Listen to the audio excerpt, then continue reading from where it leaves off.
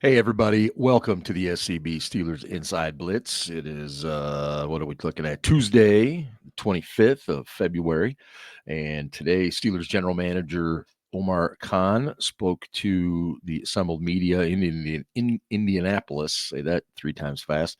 Um, and it's one of the only times that he really talks during the year. And I would just remind you that a year ago at this time, he stated that he had full faith in Kenny Pickett, and we know what happened in the weeks that followed. Okay, and I think if any of you are in a position where you're upset by what Omar Khan had to say today, then you got to kind of take a step back and understand the way this works. General managers are not going to come out and say exactly what it is that they really feel or that the team is really thinking. You don't want to tip your hand to things because there's a lot of potential things in the works.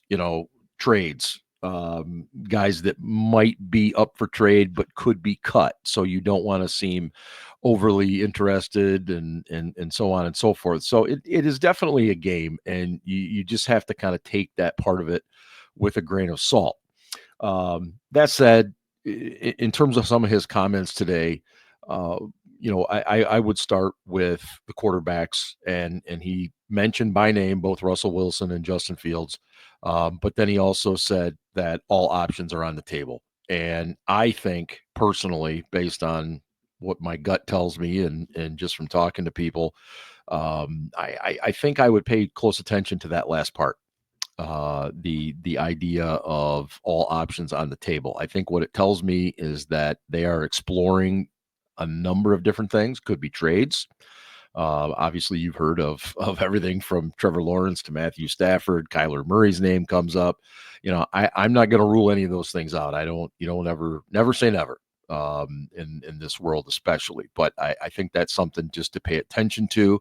And then I think they definitely have been talking to the people for Fields and for Wilson. But my gut feeling is right now is they probably would like to be in a different direction. And if they can't be, then they go with one of those two. But obviously, that's a delicate dance because you don't want to wait too long, simply because of the fact that then those guys sign elsewhere, and then you're really screwed. He also mentioned that it would be a safe assumption that Broderick Jones would be over at the left tackle for the 2025 season. I think I speak for a lot of people and say it's about time. I think he played right tackle last year exclusively, strictly because Troy Fatanu was out for the year, and they felt much more comfortable with him at right. But Dan Moore just isn't a right tackle. He plays left tackle, and we know he's going to go off in free agency. He's got a ton of starts under his belt. He's going to make a boatload of money, regardless of what we think of him as a capable left tackle, and we know we need to see an upgrade there. So looks like Broderick's going to get that opportunity, and we'll see. I mean, it's he needs to be healthy, number one. But this is the position he was drafted to play. It's what he knows, and we have no reason to think that he can't handle this job.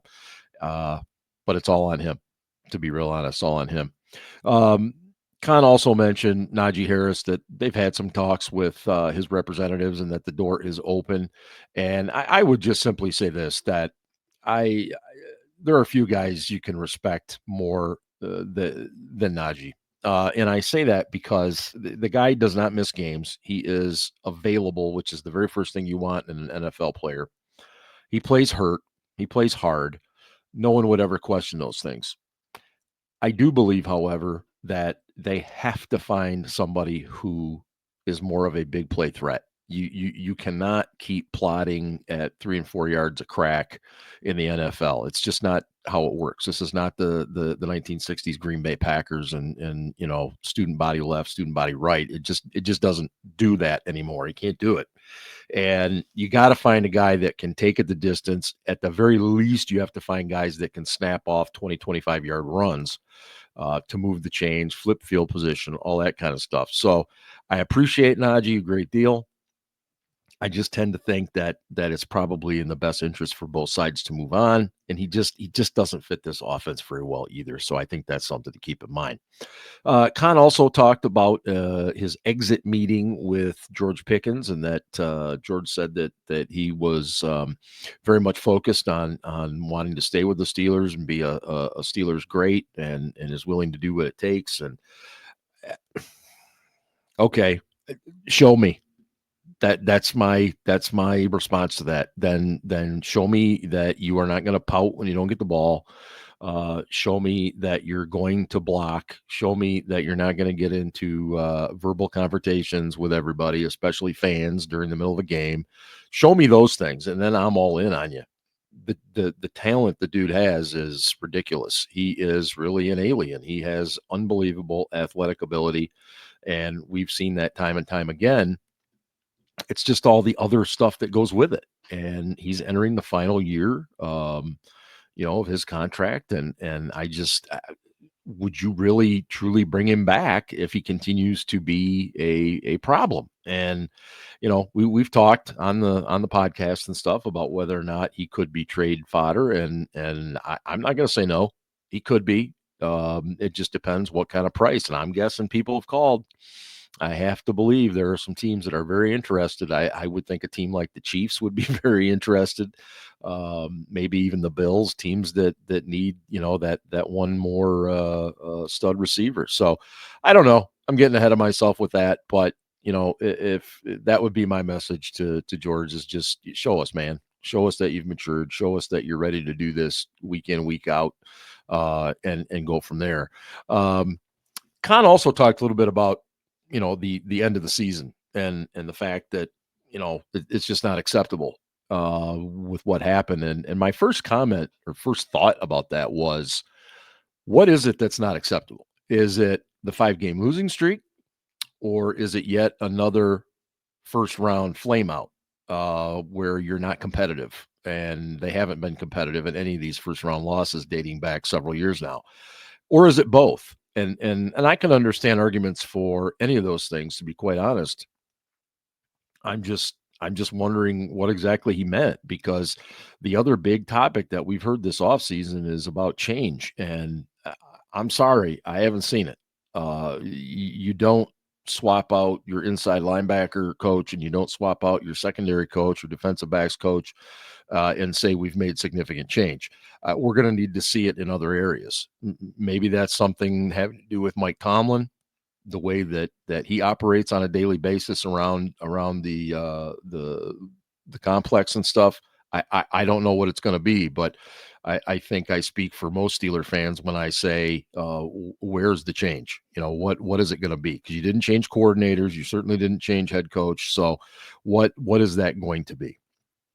I wanted to just comment on one other thing too, and that is apparently the Packers have suggested that the tush push be outlawed. And if you follow me on social media or anything, I'm not a fan of it. I think the tush push is not a football play. I think it's rugby, and that's no offense to rugby. Rugby's fantastic. It's just that's what that is. When a guy has the ball and players get in behind him and start shoving him forward, and in some cases picking him up and moving him forward, to me, that's no longer football. It's just not. And that doesn't mean there aren't instances when I see linemen, grabbing, pulling, shoving their ball carrier into the end zone and stuff. I love it, but it shouldn't be happening. Technically, you're not supposed to do that. So I would have no problem if they got rid of it. I think as a fan, I want to see more creativity. Every time it's 4th and 2 or shorter, then they basically know what's coming, and teams are getting it almost every single time, especially the ones that are really, really good at it. And it's not about them being good at it. It's just about the overall play itself. I'm just not a fan of it. I don't think it's a football play. I want to see creativity. I want to see some more skill involved on these 4th down plays if teams are going to continue to be aggressive and go for the 4th downs all the time. So I think a compromise, maybe a fair compromise, is you allow only one player to get in behind the person taking the snap. And I say person taking the snap because it's not always the quarterback. There are teams that line up tight ends in there and stuff. But I think if you did that, you might be able to get a little more compromise on that from the other side of the ball, so to speak. But I'm not naive too. The NFL thrives on offense, and it thrives on points, and it thrives on fantasy points because that's what fans love, especially as it pertains to the regular season. And I have a hard time believing that they'll ban this. Maybe I'm wrong. Maybe I'm wrong. But I hope I am. And I really do hope I am.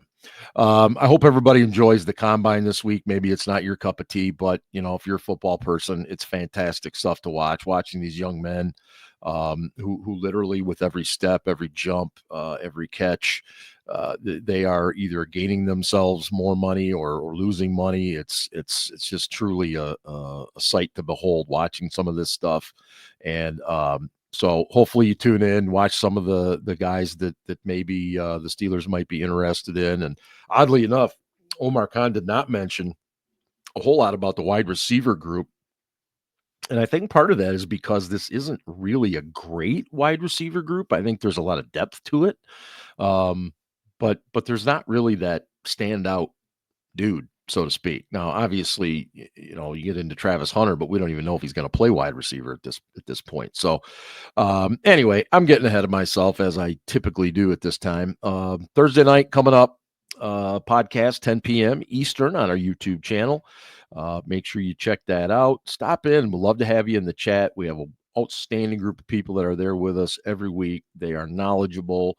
They are funny. They get us, and hopefully you will too. And so grab a beverage and pull up next to us, watch the show.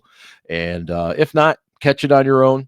That's the SCB Steelers podcast presented by Deck Roofing Incorporated.